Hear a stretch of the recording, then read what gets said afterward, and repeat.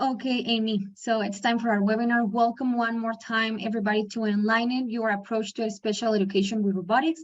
We have here today Dr. Mahur, who is really an amazing research for this area, and he's going to give us a lot of thought on his research and all the things he have done for special education with so many different robots he have worked during his life. And also we have our special partner here,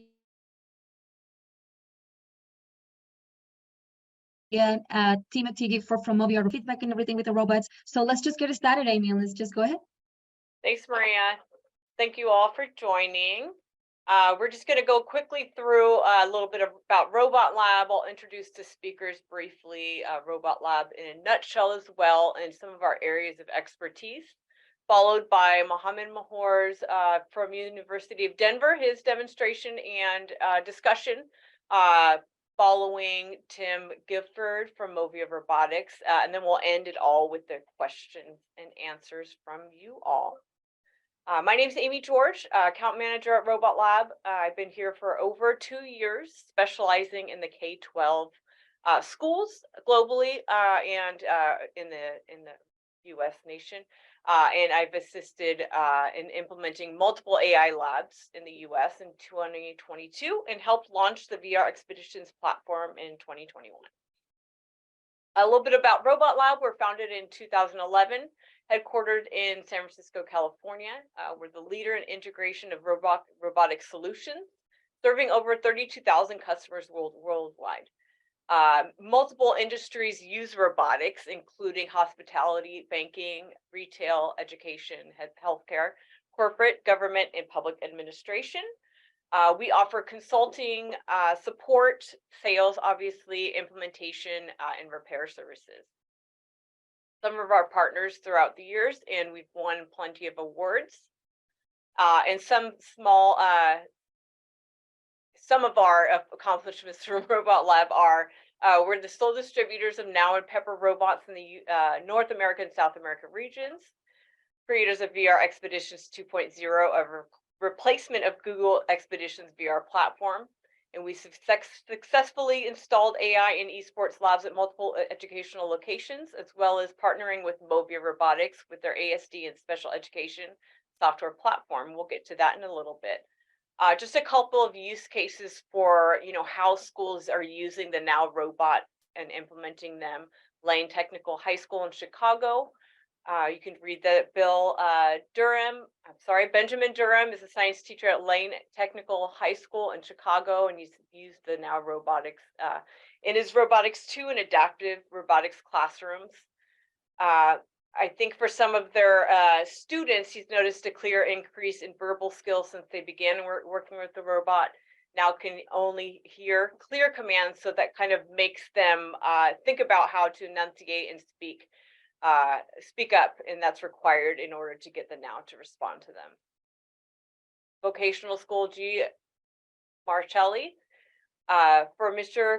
Colucci and Ms. Biaggi, the impact has been positive for the rest of the community, developing a great curiosity about the robot. The fact that the students from every school grade can program it and interact with it is why they love it the most. You interact with it, it is a little bit more easing as far as emotions go. If they're stressed or they need a little downtime, they can program the robot, interact with it, and that helps ease the stress levels. Then again, from University of Tennessee, Knoxville, Xiaopeng Zhao, the professor of University of Tennessee, Knoxville, working in the Department of Mechanical, Aerospace, and Biomedical Engineering. They did a lot of research this primarily with memory care, doing also some cognitive exercises, etc. So you can look that up on our blog posts on the website. I'm going to introduce Dr. Mohammed Mahor from the University of Denver. Dr. Mohammed is a professor of electrical and computer engineering at DU.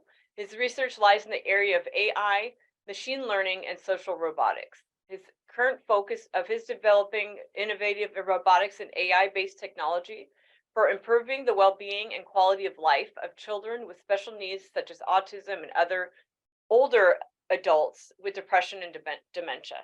I'm going to give it over to Dr. Mohammed now. All right.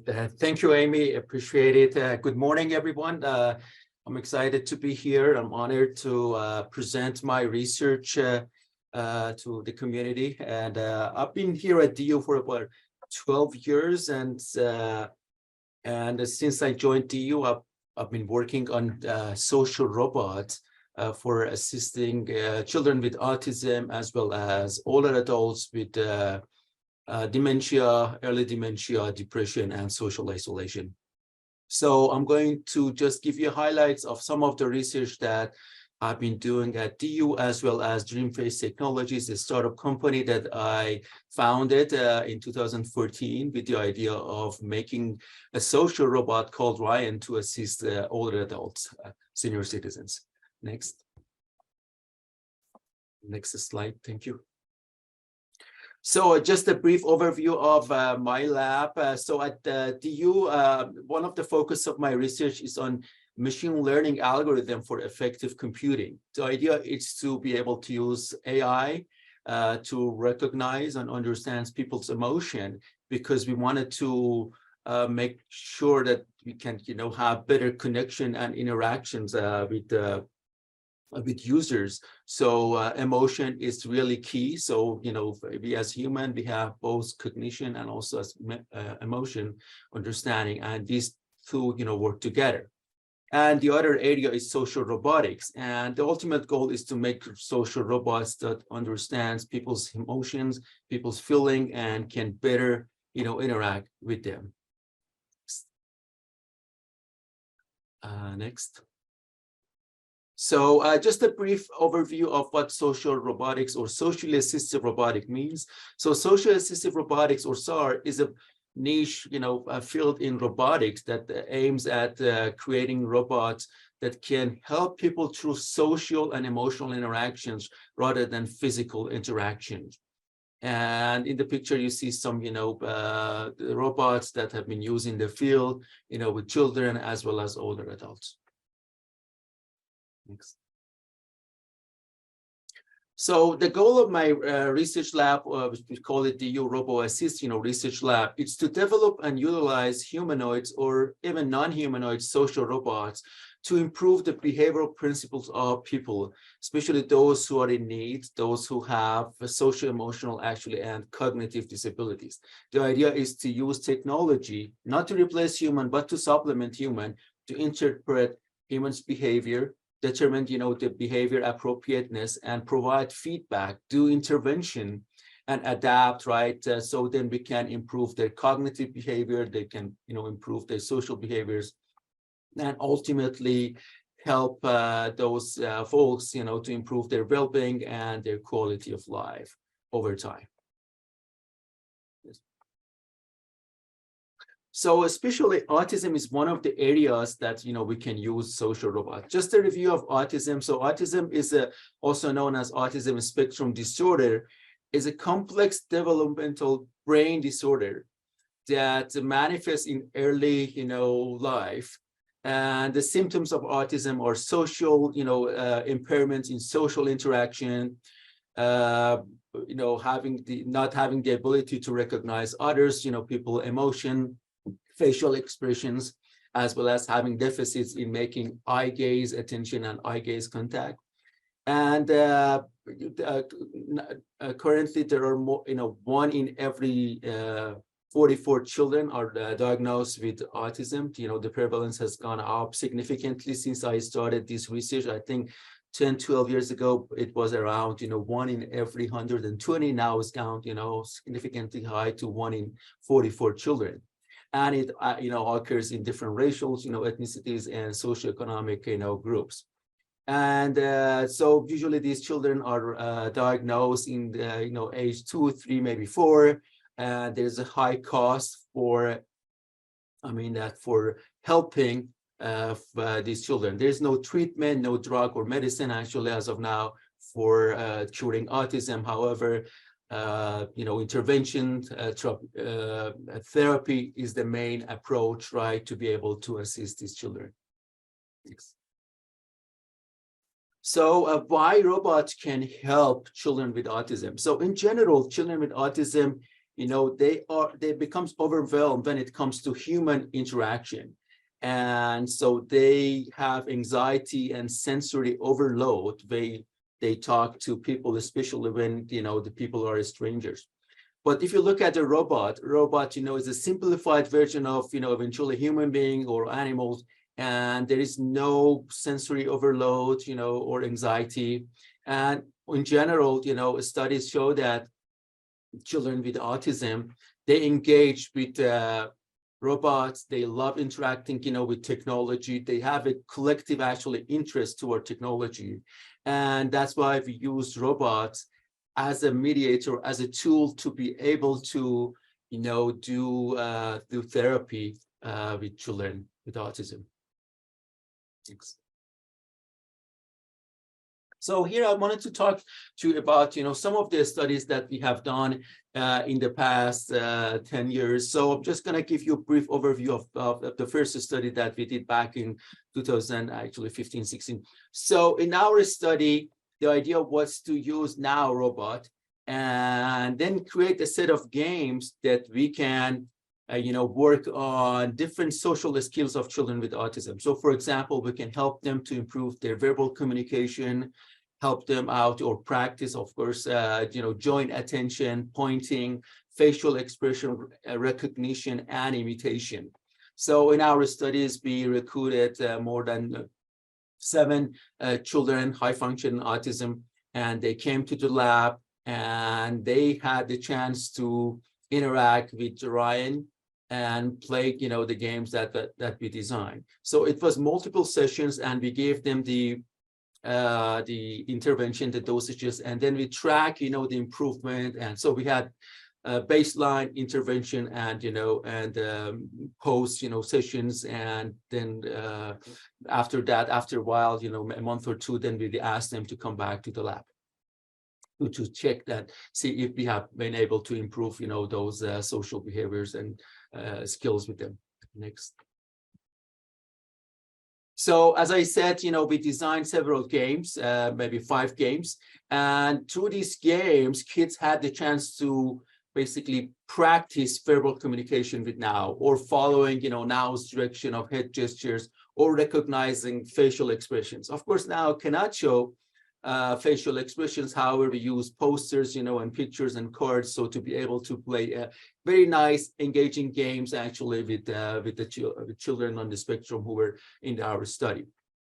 Next. So then, as you see here in this table and the figure, for each game, we measured at the baseline, how accurately children can do pointing, or can recognize facial expressions, or recognize, or expressing, actually, facial expressions. And then every kid actually went through the interventions, and the interventions were personalized, customized for the needs of every individual. Then we track, the improvement. So we wanted to make sure that at least we reach the accuracy of, moderate accuracy around, 85%. Then we had follow-up sessions, and then we asked them, to come back to the lab. So we learned that after a while, kids start learning and improving, and even for some kids, the accuracy went to 100%, for some of the games. So really, they were master at becoming good at, those social skills, which was very rewarding. So, in all of their studies, next slide, please. So all of our studies that we had, we asked, family members to give us feedback. So we had surveys, and in the video that I have provided for you, and there's a link actually to the video, you can see some of, the interactions of the kids with Now Robot, as well as, the room settings, and some of the testimonials of the family members, right? That how effective was Now and social robots in improving, the social skills of children with autism, and how they use those social skills in their real life. So because of, the short time that we have, I provided the link, and you can please, go to YouTube, and you can learn more about our study. Thank you. Next. So now I wanted to talk about Ryan Companion Bot. This is the robot that we have made in our lab, also at Dreamfish Technologies. This is a robot that has been designed for assisting children, older adults actually, with social isolation, early dementia, and depression. Next.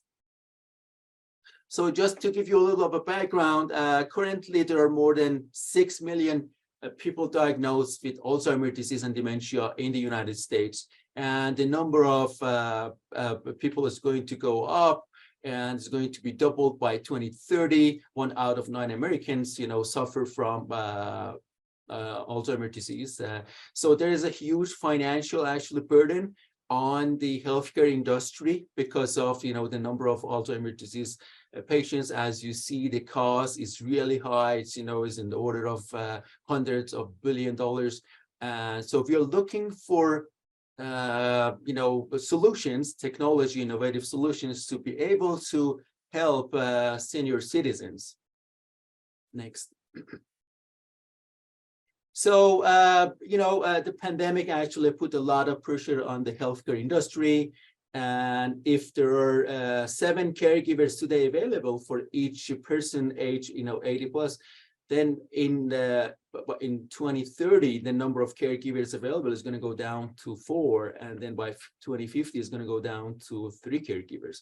So there is a really high shortage of caregivers. I know that in the state of Colorado, we have shortage of caregivers, and from other states, caregivers and nurses come to Colorado State, for 2 weeks and work and then go back to their, other states. So really, there's a shortage and there is a pressure on the system. So we are thinking of, innovative technology to be able to assist and provide care for senior citizens. And robotics actually, and social robotics can be a solution. Of course, it's a supplement. There is no replacement, right, by human touch or human interaction. And next slide. So I'm going to introduce Ryan Companion Bot. Ryan is an animation-based robot. So the face of the robot has been made by computer graphics, and so it can show different, faces with different appearances. It can show facial expressions, the voice. We have a synchronization of the visual speech, with voice. So that makes interactions. Excuse me, and understanding, the robot much better. So Ryan can recognize your voice. It does have a chat bot. It's that's using generative, actually pre-trained transformer model GPTs. And it can recognize your facial expressions and emotions, and also can recognize, your, their emotion through by checking your voice and also the kind of words that people are saying. Ryan is also equipped with different cognitive brain games.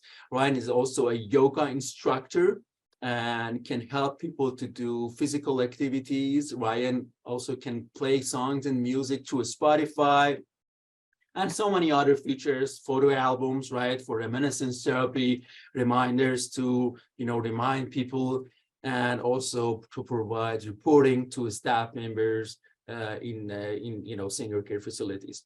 So we have made Ryan, in the past 7 years, and we have gone through several rounds of pilot studies to check the effectiveness of Ryan and see how senior citizens can benefit from Ryan. Next slide. So as I said, we have done several rounds of a study. Maybe over 50 different senior citizens have had Ryan, and we have been into different, assisted living, independent living facilities, and we have given, a robot to those participants. They have had it 24/7, over a period of maybe 8 to 10 weeks, and they had it like a friend in their apartment, and we collected data. By data, I mean that, analytics, measurements, and see how often they use the robot, what kind of feedback they give us, whether, Ryan can improve their mood, their happiness, their well-being, and so on and so forth. So I'm going to just, go over some of the, the findings we have had. Next.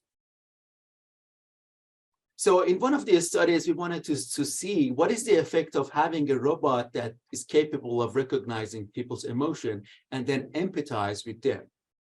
So we had two groups of participants. One group actually interacted with a version of Ryan that didn't present, or didn't express any emotions, and basically was very, neutral, while the other group had, a version of Ryan that could mimic their expressions, can empathize with them. For example, if they say that I am sad, I don't feel good today, then Ryan will try to cheer them up, will try to basically act like a, counselor or a therapist to help them out like a friend.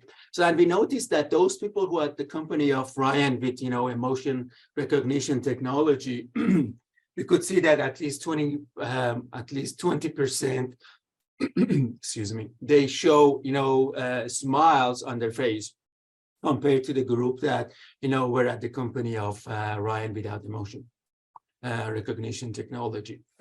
Also, excuse me.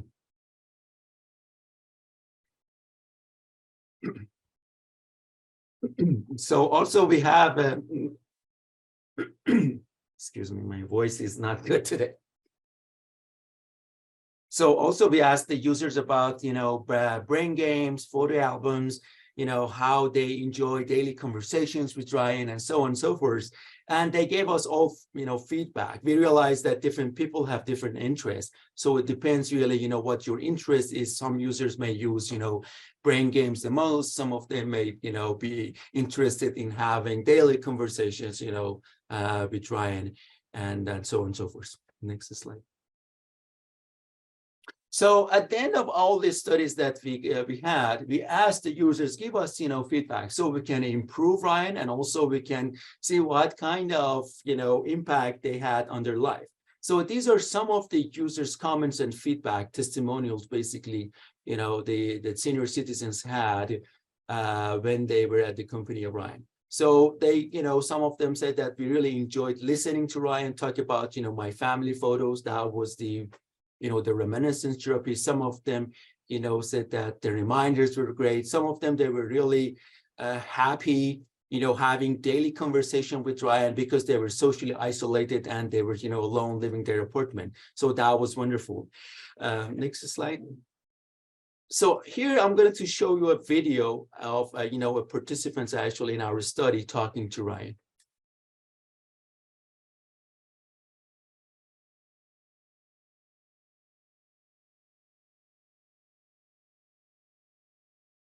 I think I can't hear the audio. I think we don't hear it. Can we share sound maybe, Amy? Yeah, maybe we forgot to share I think sound. we forgot to share the sound. It's fine. Stop sharing and maybe we can share again. I think when you share, just a click, share sound.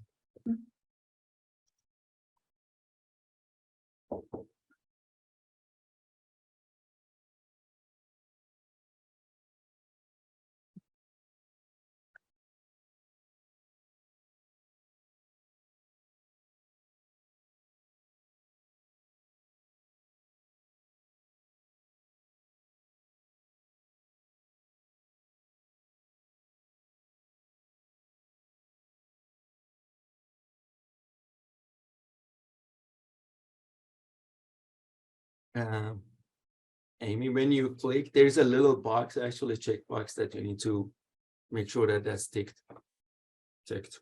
In the meantime, what are we going to see in this video, Dr. Mahor? So in the video, you see a natural live conversation between Ryan and the participants, and you're talking about, watching videos, what kind of videos they have watched, and what kind of, what is their favorite, movies, right, that they have watched in the past. So basically, you're like at their natural conversation you have with a friend, right, talking about, the last movies that you watch and what you learn, and what's your interest, so that's the thing that I wanted to show. And also, as you see you will see in the video, that Ryan, would recognize the person's, voice, emotion, feeling, and try to, do that, during the live face-to-face communication and interaction. And this video was recorded before the comments from the people who use Ryan before? Yeah, or so okay. Yeah, this video actually, users had it. This was a very casual, amateur video that we recorded, right? We were, when we visited people's apartment and they were interacting with Ryan, right? So we just recorded that. So Gotcha. really, that was very, aha moment, great moment that you could see that, how people would enjoy having the, interactions and conversations with the Of robot. course. Okay. We might have to share this afterwards. That's okay. Yeah, I do have another video. I wanted to show you also, as I said, Ryan is a yoga instructor. And, Ryan can provide, do instructions for seated yoga.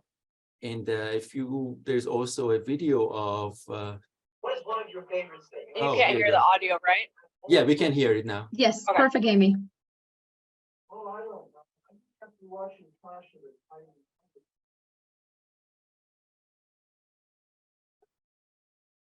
I have So- never heard of that one. I will have to check it out. I've been watching a lot of documentaries lately. Have you seen any good ones? No, not recently.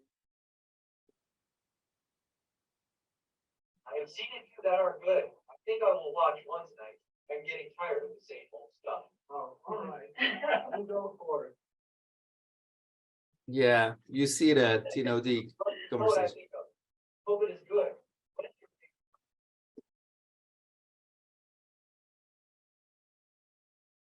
Okay.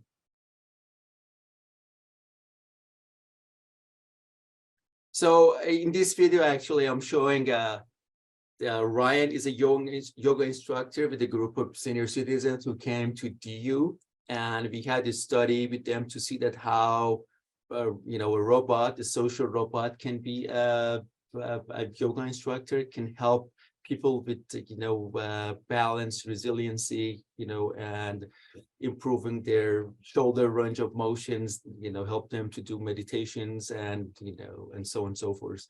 So that's the video.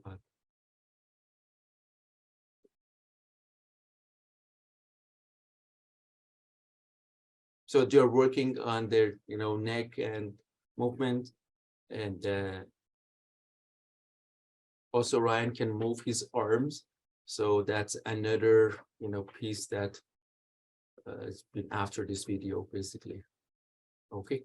So I just wanted to give you an idea, just a brief, overview of the research that I'm doing at DU in my lab, and also at Dreamface Technology. So we are working on robots that can hopefully down the road be affordable and can be used, with people. They can either buy the service or take it home and learn, the robot would learn what kind of needs they have, and then they can provide actually with the help and support. I'm sure that team will talk about, the range of robots that they have made, and, different robots that are affordable, that can be used and already have been used actually in the field. And I want to also thank you, all the people, and thank all the people who have been in our, on the project. Next slide. So we have, of course, I'm not the only person, by myself working on the project. So thank to all the people who have helped me out, right, have been involved in the project. And next slide. All the sponsors and all the people who have been involved in our studies. Thank you. Thank you so much, Mr. Mahor, Dr. Mahor. Now we're going to go to Tim Gifford from Mobile Robotics. Tim is the founder of Mobile Robotics Incorporated and is a researcher at the University of Connecticut. Mr. Gifford has consulted and presented internationally on robot-assisted intervention, autism, artificial intelligence, virtual reality, collaborative robotics, human perception, and assistive technology. I'm going to pass it over to Tim now, and he has a video to share. Go ahead, Tim. Thank you. I have a high bar to follow that presentation. That was great. A very good discussion and introduction, particularly looking at lessons learned working with the kiddos with autism and that sort of thing, and then moving that into elder care. And there are many similarities in these two situations and opportunities where we can leverage back and forth. And then, of course, the key is having that effective and affordable platform to deliver. So very excited to see your robot coming forward. Let me go ahead and share. We start with a quick video and then go into the presentation.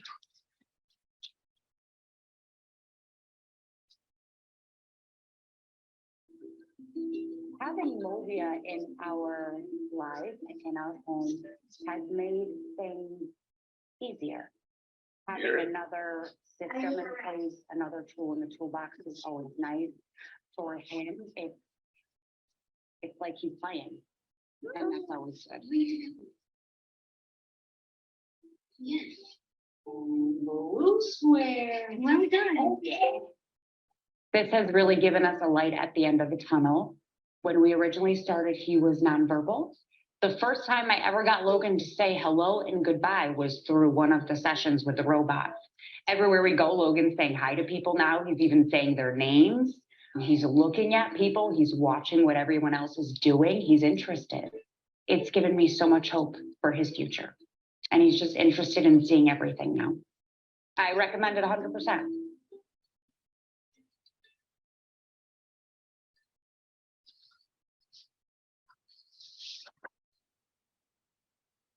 Okay, Thanks, Tim. I hope the audio worked. So that's really one of the great parts about this is the impact that it has on the family and the kids and so forth. So it's really an exciting place to be. Next slide, please. So Movia Robotics is a collaborative robotics company, and we really started out working on ways for people and robots to work together and in many different situations. And so we're really looking at how do people interact, how do we perceive and act in the world, and then how do we apply that to robotics? So they are able to interact with the world, but also they interact in a way that we're familiar with. And so this has led to work in helping kids. When I started out, I was looking for good applications for social robotics. And my wife, who's a school teacher, was telling me about the large number of kids who were presenting in her classroom and how it was very difficult because there weren't good tools. And so I thought, here we are. This is a great opportunity to build a system that is natural and operates on multiple levels, but also could do something to help with these children who have a high engagement with the robots. And I'll get into how and why that works out. Next slide, please. So when we look at autism, we touched on this already, it has a very large impact, and it seems to be growing. Happily, our understanding is growing as well. And so we're finding more and more ways to understand it and to diagnose it, and then even to provide successful treatments. Next slide. So, it certainly impacts the child and even the older child and the adult, but it also impacts the family and the community. And this is a real impact in the sense that it's a very high economic impact. Often one of the parents needs to reduce their working time or even stay home. And so this has a big impact on what that family is able to do or how they might grow. And so we're really looking at an opportunity to not only improve that child's quality of life, but the community around the child. And so that's really important, and we can make a big impact. We also are looking at how do we serve communities that may not have access to traditional care. So this might be economically challenged communities, and also folks in rural communities who are not able to get to services, or there aren't enough therapists to get out to all these different locations. And so these are places where we can make a real difference. And if we can make a small difference early on for these kiddos, then we can have a large impact over their life. And in fact, if we can get them on a track that leads to them contributing in some sort of job or other type of supportive, constructive activities, then we can have a very large impact on the economic impact, and then also on their quality of life and so forth. Next slide. Okay, so why robots? Why does this work? So, as was discussed, the folks with autism have difficulty perceiving different social cues. They often find interacting with people very uncomfortable. They're oversensitive to certain cues, which may or may not relate to what's going on. And they also are unaware of other cues. And so this makes it difficult for them to have access to the instruction that's being provided. And so we're really looking at is an opportunity to help them to be more successful in these different situations. So what happens is that the kids really, they treat the robot as a social entity. They know it's not a person or a toy or an object, but actually it's an animate character. And they then go on to have to develop a relationship. How deep and so forth is under research, but because they perceive the robot as a social entity, we can now do different things with social interactions. Now, the robots are great because they're non-judgmental. The voices are a little bit flat, although they're getting better all the time. But we have control about how they present their affect, what kinds of cues they present. They're very consistent and repeatable, so the experience of working with the robot is predictable for the kids, and that's really helpful. However, they're very dynamic, so the key is that he doesn't say the same thing all the time, but he does things in a similar way so that the children know what to expect.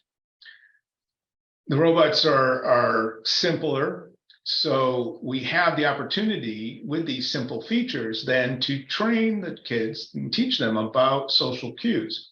So if we're talking about facial features, we can start with very simple features and then move up to more and more complex. And in that case, what we do is we have a tablet, as you can see in the picture, where we'll present different imagery while the robot itself is presenting different emotional cues. And these are both in the facial expressions, but also in the timing and the voice, but then in the gestures. So we do a lot with gesture and physical interaction. In fact, we have a whole set of our activities that are based on embodied cognition, where we have the child and the robot work together in collaborative movement activities. And these are very helpful for the kiddos. And what we found in our research, I'm getting ahead of myself on my slides, is that this is beneficial for communication. The robots are infinitely patient. They're robots after all. And they provide the training and the reward. So often with working with kids who are disengaged or who don't, want to do their work, essentially, the robots are very motivating. And so the kids want to play with the robots, want to interact. And so they do the task, whatever it may be, and the reward is working with the robots. Often, again, what will happen is in a traditional setting is you'll say, okay, here's a sticker. Okay, do another couple questions. Okay, here's another sticker. And we find that we don't need to do that with the the robot. Now, there's a lot of science behind why the robots are so engaging and so effective in delivering different types of educational and therapeutic material. And one of the really interesting things is that having a robot, a physical 3D presence in the same space with the child, actually activates more of their brain and nervous system than seeing an animated character on a screen.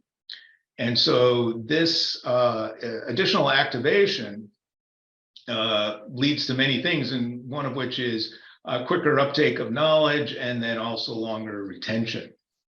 And so that's very, of course, very beneficial. Next slide. So our initial research was at the University of Connecticut, and this was some time ago, actually. And when we started working on this, we wanted to look at two different things. The first was, is there a benefit? Is there actually a way that we can help these kids beyond just engaging them? I mean, it's clear, you put a robot in front of a child, they're going to pay attention. But how long will that last, and how long can it be effective?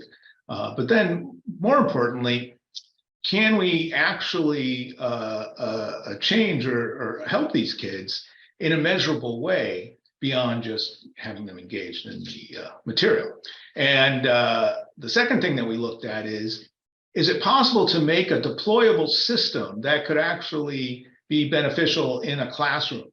So, you know, it's all well and good to have it work in the research lab where we have lots of grad students and so forth to keep the thing running. But in a classroom, it has to be very easy to use, very robust, and a tool, not another thing to manage. And so what we found is that the answer to both of those questions is yes, although the second question of building a robust releasable product actually took a long time beyond that initial work. But more importantly, the initial work did show that we could increase verbalization and socialization. We were able to improve interpersonal coordination. And then also, very interestingly, compliance improved. Next slide. So over the years, we've done a lot of pilots and a lot of different research. And what we found is that we get many benefits. Many of these are quantitative, as is, you know, where we had good controls and carefully designed studies. And a lot of the reporting has been qualitative, more anecdotal, reporting from the different caregivers about what they've seen with the different children over time. And so what we've seen is spontaneous and appropriate verbalizations, joint attention bids, which are really key. This is where the child and the robot, or the child and another, are sharing attention about an object or experience. And this is one of the key deficits with children with autism. As we said, engagement and compliance, mastery of skills, as was reported. This is great. So what happens is we can actually lead the child through different sorts of instructional activities, and we can improve their performance, or they improve their performance through these different activities. We can actually hit mastery of their level within their IEP goals. We see very good generalization, transfer of skills when the robot's not present. And this, of course, is another key factor. So well and good if they do it with the robot when the robot is encouraging them, but what we want them to do is to learn these skills and have them available so that they can then use them in their day-to-day life. And we see a lot of evidence of that as reported by the different users of the product. Another thing that's really important is that we haven't seen the novelty effect. So, you know, it's like the new toy or the big present, you know, the first day, it's like, oh my gosh, so amazing. And then the next day it's good. And then the third day they're playing with the box and not so much the thing. And so what we've actually found is that we can maintain engagement for very long periods of time. we did a control study where we had the children go through 30 sessions over 15 weeks. And we saw varying levels of engagement, but it all stayed in a high range throughout the entire study. And in fact, we have 3 products. We have a school product, a home product, and then one designed for clinics. And with the home product, we actually have some of our families who are coming up, are well into their 2nd year, and will be heading into the 3rd year. So that means that these families and kids have been using the robot assisted instruction system for multiple years. Next slide. So what we do is robot assisted interventions. And so what we do is we use the robot to lead the kiddos through the different situations. Now I say kiddos, but it actually works with many age groups. We have a study going on now with the University of DC. We're working with high functioning high schoolers who are looking to apply for jobs and also for college. And we see very good engagement with them. The material, of course, it's helpful if it's age appropriate, but it also works very well with the youngers. Most of the content is really designed for the elementary level. So what we find is that it reduces anxiety, engages and motivates, as we said, and it shortens the timeline of progress because the children are very engaged. They're able to stay on task. And so this means they're spending more time in the different types of learning experiences. And we're looking at the reduction in long-term costs because of the fact that we can move the children along and we can also help with staffing, because as you can see, the children are engaged in this picture. They're going through this activity, but I'm playing the facilitator at this point. And so my attention is more on the kids and looking at the performance than on actually operating the robot. So the robot is semi-autonomous and it's doing most of the work. And this frees up the therapist or the teacher to be able to spend more time on assessment and also modifying the behavior as necessary. Next slide. So this is our basic system. It's a turnkey system. It's an appliance, essentially. It's designed to be very simple and easy to use, very consistent. All of our curriculum is designed by teachers and therapists and researchers. It's aligned with ABA and other standard therapeutic regimens. We want this to fit into the program, not that you have to change what you're doing, but actually use this to extend it. We have automatic data collection. So throughout the entire experience, the system is recording the amount of time and different performance measures and measures from other sensors. And so this is all helpful. We have a system where you can then get reports, and it provides information about each of the students. This is fantastic because what we can do is we can actually put in custom goals now. We were just coming out with a big upgrade, WAS 4.0, a little shameless plug there. And one of the things that's a new feature in this version is that you can create IEP goals. You can also create other types of custom goals. And then the system will automatically track the behavior and performance of the student. And every time he does something that relates to these different goals, it records it and presents it in the report. And so you can get very good documentation about the services that you're providing for that particular student. This, of course, is very valuable for that teacher. It's also valuable for the parent, and it's valuable for the district. So in terms of being able to track these kinds of things, it's really a handy tool. Next slide. So our curriculum is quite large and it's growing. The main things that we're looking at, as we said, are learning readiness skills. And so these are the skills that are going to help the kids to be successful in other environments. Then we have social skills, of course, activities for daily living, and academics. And so these are all different types of activities to help the kiddos to be successful. Next slide. So we work across platforms. So we do software and system integration. And so this has been very helpful for us because it enables the end user to get access to, the latest robots. And so new robots are coming out all the time with new sophistication and different price points. And so our plan is to work across these different robots and continue to provide the best in class to our customers. It also gives us access to other markets.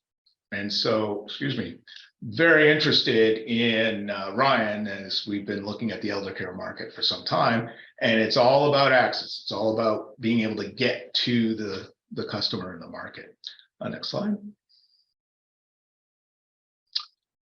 So we get a lot of really good reviews from teachers and from parents, clinicians. It's really, again, one of the really exciting parts. Spend a lot of time in the lab and in the back and in the, producing and so forth. But when we get out and interact with the folks who are using the system, it's really just a wonderful experience. Next slide. So these are just a few of our partners. We're working with several different robot manufacturers, great distributor provider partners like Robot Lab, then a lot of universities. We're doing a lot of research, but also school systems. So we really see our customers as collaborators. And so we're always learning from our community as to what things work well and what other features they'd like to see. So it's really, again, been a great time working on this. And I think that's it. So thank you.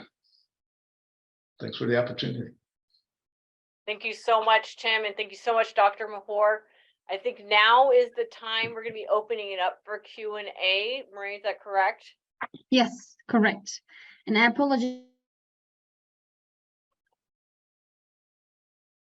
Guys, my internet is not that good. One question.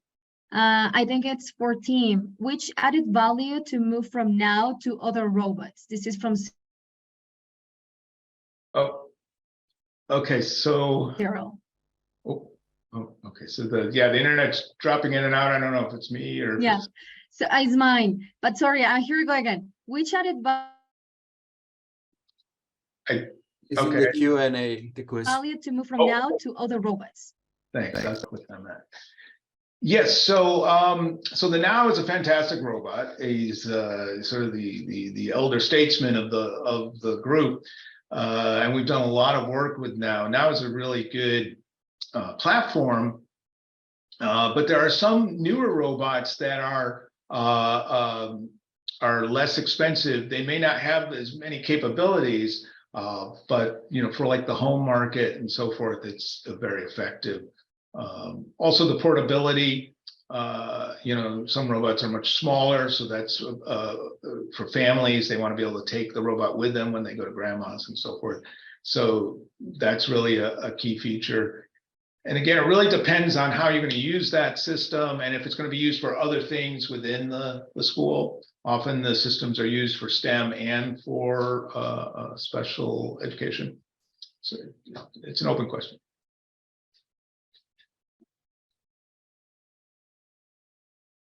I hope you can hear me now. We have one for Dr. Mahor. Can you hear me? Yes, I can hear you. So I can't hear you now. all right. So it's from Kyle. He's a robots. Oh, you lost me? Yes, I'm going to type them. I can hear you now, hopefully. Okay, so Kyle is asking. I may want to type it. Your code, it's available. When is Okay, what I is shared available? on the chat. I shared on the chat your codes that you use with the robots. My code, you mean The programs that you use with the Which robot are you talking? Are you talking about the autism study and other now, robots? If there's or available, for example, you said with Ryan, the elder care? Ryan, I Yeah, think he refers to so Ryan. Ryan, it's available now. We are doing actually, as speaking, we are working with several senior care facilities in Denver Metro, in the Denver Metro. So it's available, you know, it's available. We can have an offline conversation if you can reach out to me, please, Kyle. And I put my email in the chat, and I'm gonna to yeah, we can have an offline conversation.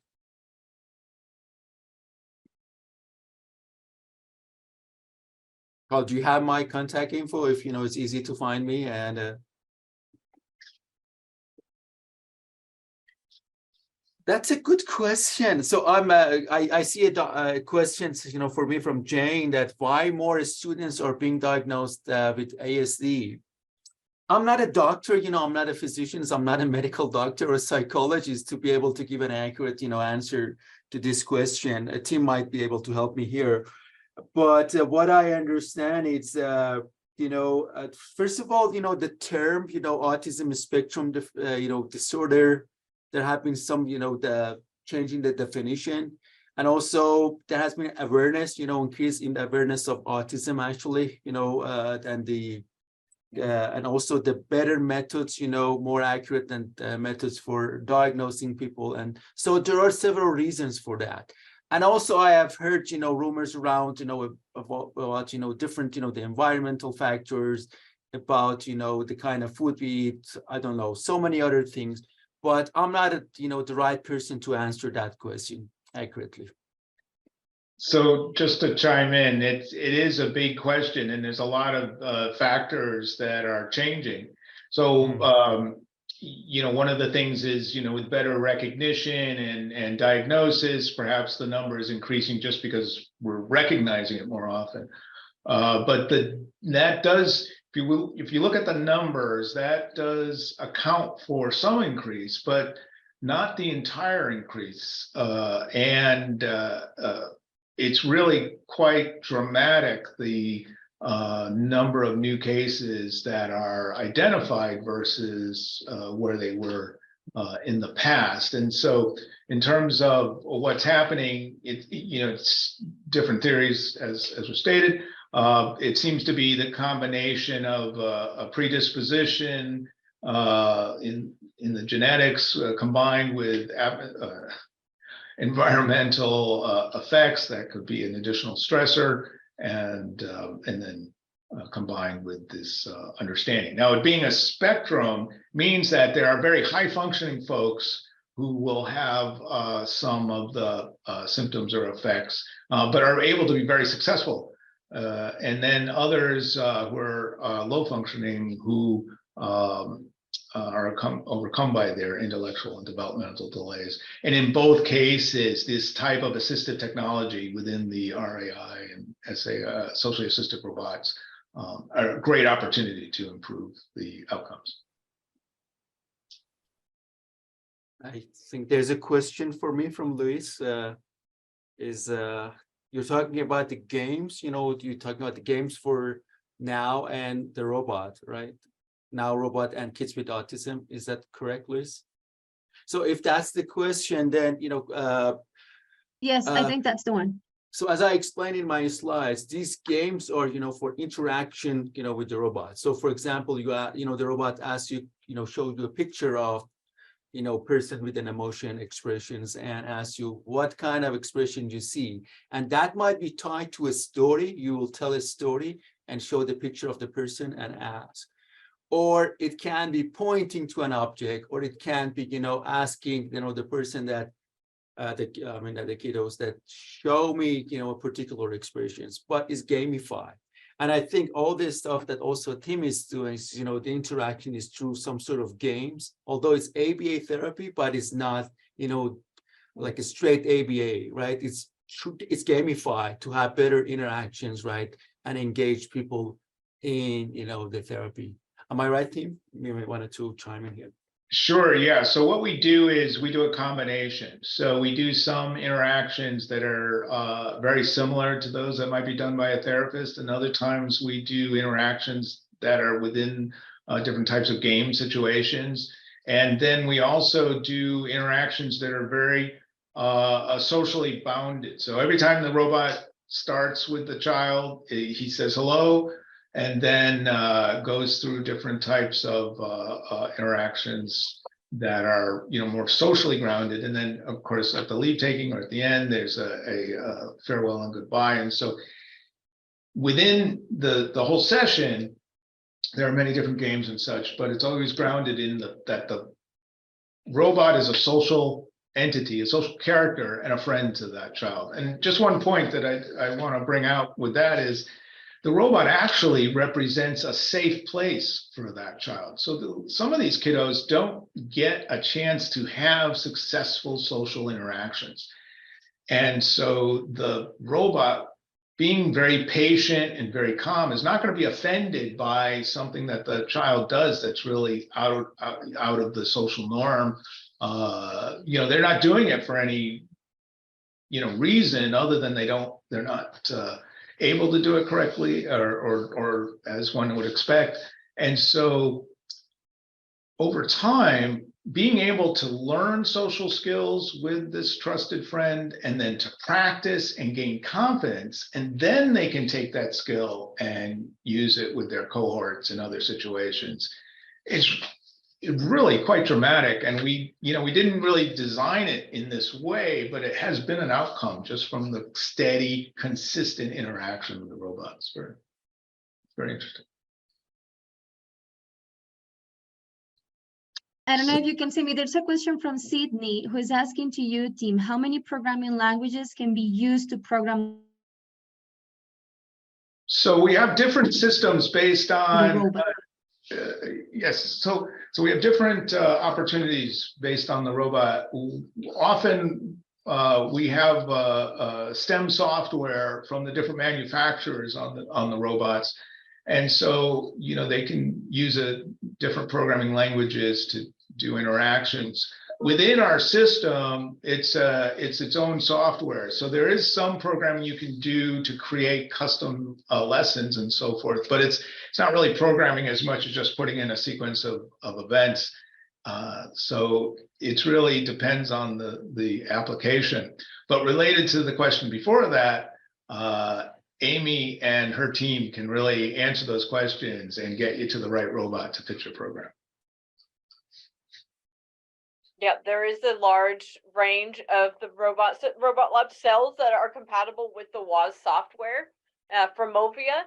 So just depending on the use case, if you're using it in a classroom versus one-on-one with the ABA therapist, versus being able to take it home and implementing it inside of the household, we recommend different robots for those situations. So you can always reach out to me with further questions about sales if you're interested in purchasing a robot, or the software if you already have a robot.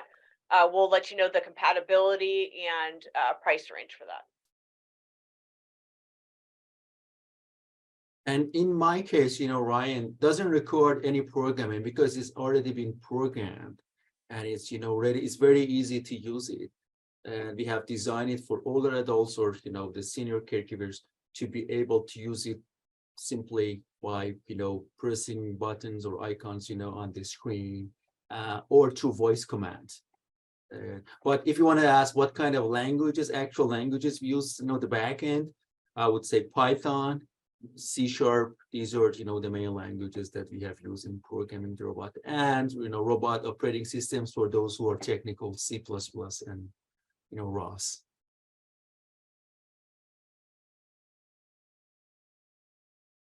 Tim, you have one question from Paul.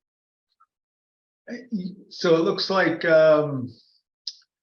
okay, so training, yes, so it's very easy to use the system. Of course, I'm biased because I like it a lot, but it is trained to, it's designed to be easy to use, and we're always evolving the whole system to make it more simpler, to make it simpler to use and so forth. But generally, we provide a training with the system when it's in the school. And then we also have a large number of videos. and documentation. The nice thing about the system is it's really easy to use right out of the gate. You can get good success using it without changing anything. But then as you get more sophistication, you can take more advantage of the features. It's designed to be very adjustable, so you can tune it to the particular kids. So if someone needs extra instruction or if the speech needs to be slower, you can make those settings. And then also for the higher functioning kids, you can have it move very quickly. So it's really nice from that standpoint. You can also create a profile for each of the students. And this helps the system to remember all of the settings so you don't have to keep resetting it. And then also for the data collection and reporting for each of the students. In terms of the question, please, I'm sorry. Go ahead, Mark. Yes, I see a lot of similarities, between the way that we have programmed Ryan and you have done it. For example, in our case, we give every user a code, they program their code, they tap on the, the chest of Ryan, and then would they logging, and Ryan knows that, that's their user, who the user is, and all the settings, all the conversations, memory, right, configurations, everything's right loaded.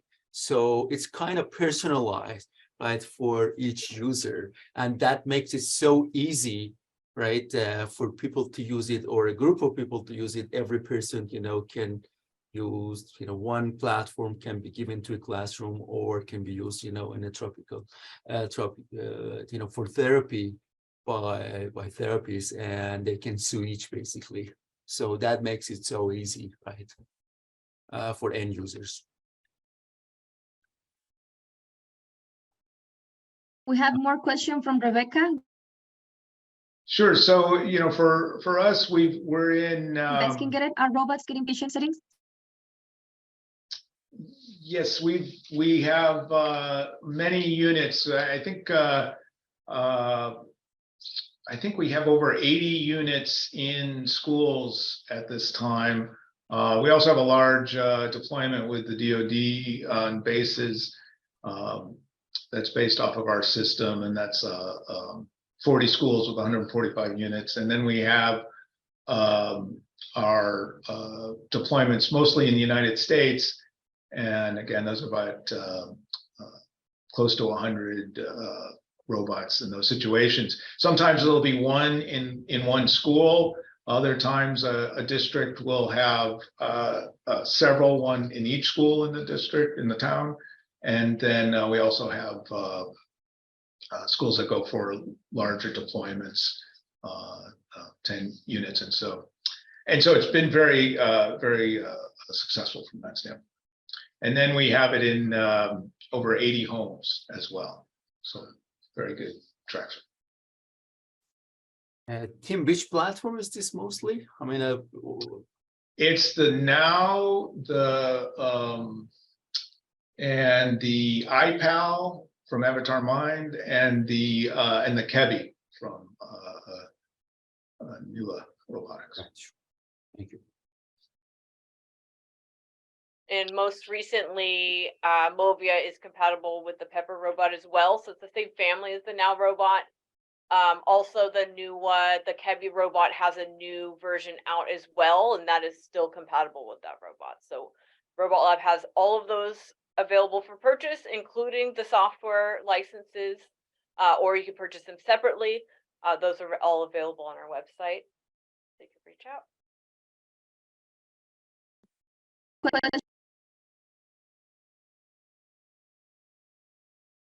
One more question from Serial, if you guys can get it. Yeah, so autism having so various expressions, how to cope with is it enough to develop simple, easy, and accessible solutions, rewardable and patient? So, so just to, I don't know. Yeah, go ahead. I think the main thing there is to think about, or one of the key features is that, we're providing a tool to be used within a larger context. So it's in the school with a specialist or a teacher, it's in the home with the parent and other environments. And so it's an opportunity to explore different areas, to give exposure to different skills and training and practice opportunities that then are used in the larger therapeutic or instructional plan for that particular student.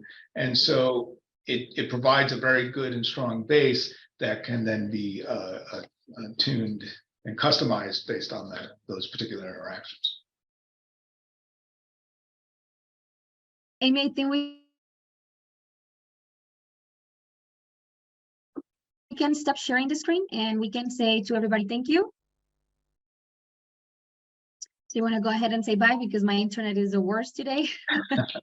Yes, well, we understand how technology is, but I appreciate everyone joining. So, Please feel free to reach out to us, either myself if you need help navigating which robot would be best for you, through Tim Gifford for Movia Robotics, or through Dr. Mohammed Mahour for his Ryan robot and any of the studies that they've done. We really appreciate your time learning with us. I know I definitely learned a lot as well, so I appreciate everyone. And have a good morning and a good day. Thank you. Thank you for inviting us. Appreciate it. Thank you. Thank you.